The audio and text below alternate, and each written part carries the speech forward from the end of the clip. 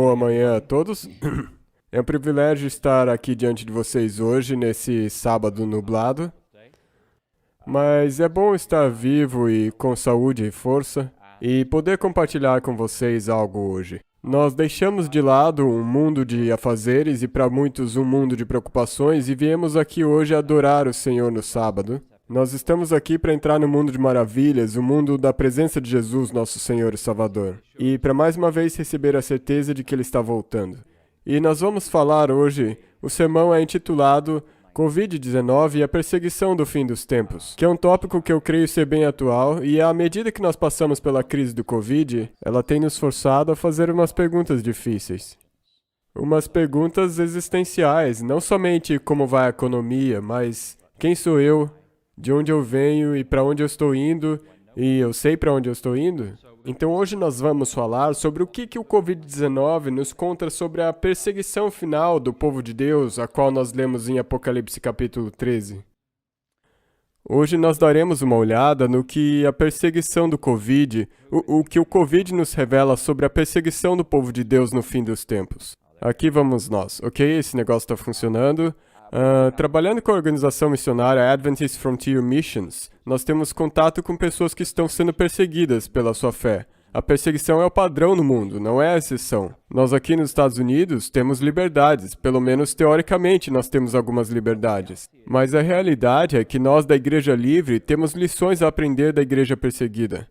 Nós dividimos o mundo em, muçulmanos, hindus, budistas, cristãos e assim por diante, mas outro jeito de ver o mundo é olhar para a Igreja Livre e a Igreja Perseguida. Esses dois sites aqui, Persecution.com, que pertence à Voice of the Martyrs, que foi fundada pelo pastor Wurmbrand, depois que ele escapou da perseguição do ditador romeno Ceausescu, e a OpenDoorsUSA.org, elas rastreiam a perseguição dos cristãos ao redor do mundo, não importa se eles sejam ortodoxos, protestantes ou católicos, mas a perseguição é uma realidade muito real, e está acontecendo agora mesmo enquanto aqui estamos. Nós não vamos contar histórias hoje, mas a perseguição é uma coisa muito real. Está na natureza humana perseguir as minorias de vários tipos, se elas não concordam com a narrativa dominante.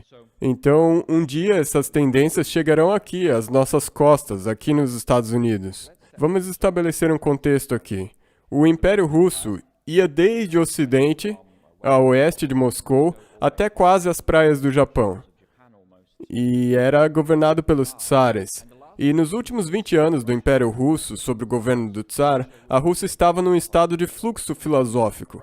A Rússia estava sendo fragmentada por vários grupos ideológicos. Tinha os agrários, os aristocratas, os trabalhadores, os bolcheviques e os mencheviques. Tinha a nobreza, tinha aqueles que queriam forçar a modernidade na Rússia, tinha aqueles que preferiam as maneiras antigas. E depois de 20 anos nesse fluxo filosófico, você pode ler isso nos escritos de Dostoiévski, pode ter um vislumbre desse caos filosófico na nação.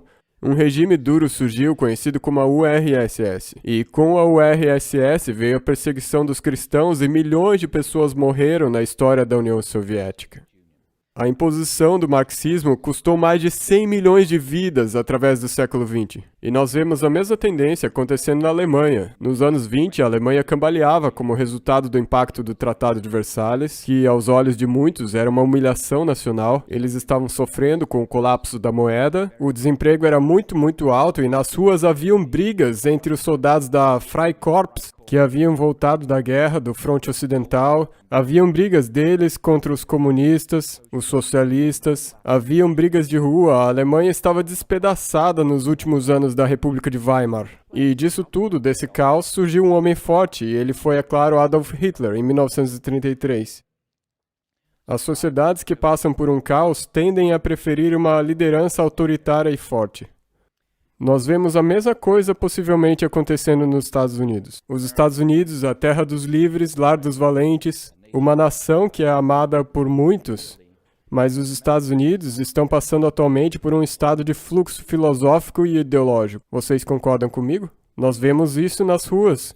Nós vemos nas ruas batalhas entre pessoas da esquerda radical e da direita radical. Nós vemos nos Estados Unidos que a economia está sendo dividida em termos políticos. Existe o boicote e o boycott, que é o contrário do boicote. Se a sua igreja, ou sua empresa, ou você pessoalmente tomar uma posição sobre qualquer coisa, as pessoas vão ou comprar de você ou se recusar a fazer negócios com você.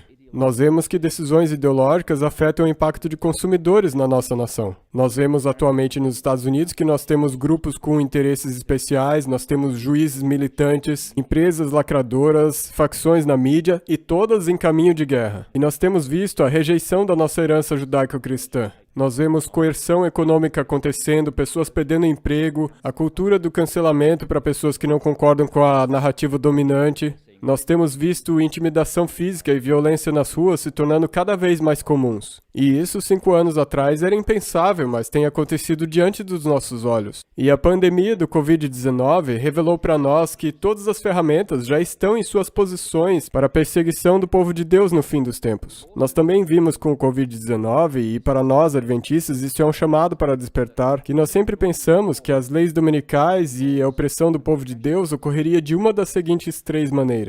Ou uma lei do Congresso, ou uma determinação da Suprema Corte, ou uma ordem executiva da presidência. E o que nós vimos nos Estados Unidos nos últimos 5 meses é que as ferramentas de perseguição podem ser colocadas em seus lugares sem uma lei do Congresso, sem uma determinação da Suprema Corte e sem uma ordem executiva. Então, os mecanismos tradicionais que nós achávamos que aconteceriam antes da perseguição, para a perseguição poder acontecer, nós vemos que, na verdade, não precisa deles para ela acontecer. A sociedade pode simplesmente ser fechada. Então, quando você olha para os Estados Unidos hoje e para os Estados Unidos 5 anos antes de começar a pandemia, nós vimos que direitos constitucionais e liberdades religiosas se revelaram ser pouco mais do que uma miragem em muitos casos. Hoje, por todo o país, apesar das melhores intenções dos legisladores, governadores e prefeitos de todas as vertentes políticas, à medida com que eles lutam com essa terrível pandemia que é real, as pessoas estão morrendo dessa doença, não existe dúvidas com respeito a isso. Com os lockdowns, nós vimos a suspensão de direitos supostamente inalienáveis, tais como os contidos na Declaração de Direitos dos Estados Unidos, por exemplo, os nossos direitos na primeira ementa. Talvez inadvertidamente essa pandemia tenha revelado que todas as ferramentas já estão em seus postos para a perseguição do povo de Deus.